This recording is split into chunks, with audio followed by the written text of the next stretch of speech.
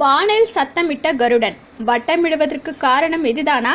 கருட தரிசனத்தில் இத்தனை பலன்களா? கருடனை தரிசிப்பதால் கிடைக்கும் நன்மைகள் என்னென்ன?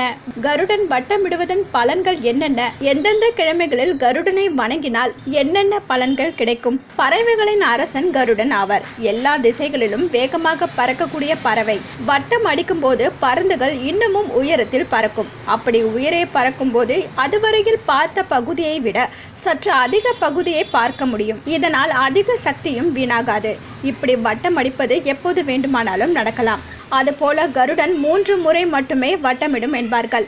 ஆனால் இரையை தேட எத்தனை முறை வேண்டுமானாலும் வட்டமிடுமாம். இரை கிடைக்கும் வரை கூட வட்டமிடும் என்கிறார்கள். ஆன்மீகத்தில் கருடனுக்கு நிறைய தொடர்பும் முக்கியத்துவமும் உள்ளன. ஸ்ரீமன் நாராயணனின் பெருமைக்குரிய வாகனமாக திகழ்பவன் கருடன். கொற்றப்புல், தெய்வப்புல், வேதஸ்வரூபன், பச்சிராசன், ஸ்வர்ணன், விஜயன், பெரிய திருவடி என பல்வேறு பெயர்கள் கருடனுக்கு உண்டு. ஞானம், பலம், ஐஸ்வர்யம், வீரியம், அதீத சக்தி, தேஜஸ் போன்ற 6 விதமான குணங்களுடன் கருடன் திகழ்கிறார். கருடன் வானத்தில் பறக்கும்போது தரிசனம் செய்வது நல்லது. வானத்தில் கருடன் வட்டமிடுவதும் சத்தம் எழுப்புவதும் மங்களமான அறிகுறியாகும்.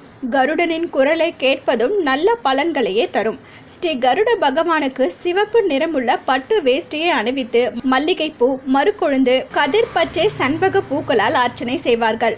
கருட பெருமான் திருமாலின் 2 திருவடிகளையும் தன்னுடைய 2 கரங்களால் தாங்கி ஊர்வலமாக வரும் காட்சியே கருட சேவை என்பார்கள். காஞ்சிபுரத்தில் கருட சேவையை அதிகாலையில் தரிசிப்பது மிகவும் சிறப்பானது.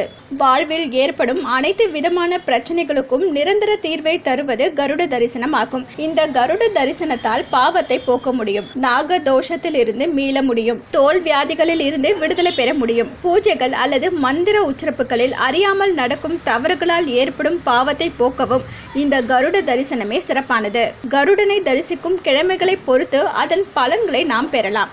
ஞாயிறுகளில் கருட தரிசனம் செய்தால் தீராத நோயும் தீரும். திங்கட்கிழமைகளில் கருட தரிசனம் செய்தால் குடும்பம் நலம் தழைக்கும். செவ்வாய்க்கிழமைகளில் கருட தரிசனம் செய்தால் தைரியம் பெருகும். புதன்கிழமை தரிசனமானது எதிரிகளை அழித்தொழிக்கும். வியாழக்கிழமை பகைவர்கள் வைத்த சூன்யம் நீங்கும். வெள்ளிக்கிழமை கருட தரிசனமானது தனவரவை தரக்கூடியது. சனி கருட தரிசனம் செய்தால் ஆயுள் நீண்டு நற்கதியை அடையலாம். என்ன வியூவர்ஸ், இது போல பல இன்ட்ரெஸ்டிங்கான நியூஸை தெரிஞ்சுக்கணுமா? அலோ சிட்டி டிவியை லைக் பண்ணுங்க, ஷேர் பண்ணுங்க, மறக்காம சப்ஸ்கிரைப் பண்ணுங்க.